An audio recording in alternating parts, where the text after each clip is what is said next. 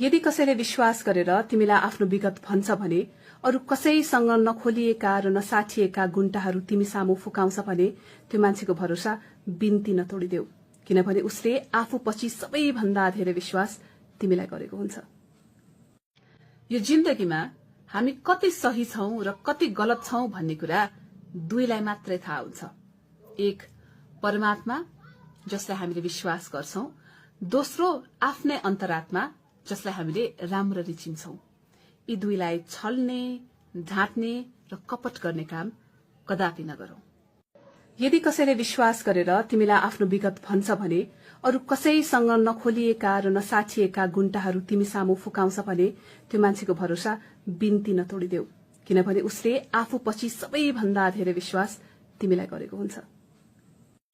यो जिन्दगीमा हामी कति सही छौं र कति गलत छौं भन्ने कुरा दुईलाई मात्रै थाहा हुन्छ। एक परमात्मा जसलाई हामीले विश्वास गर्छौं, दोस्रो आफ्नै अन्तरात्मा जसलाई हामीले राम्ररी चिन्छौं।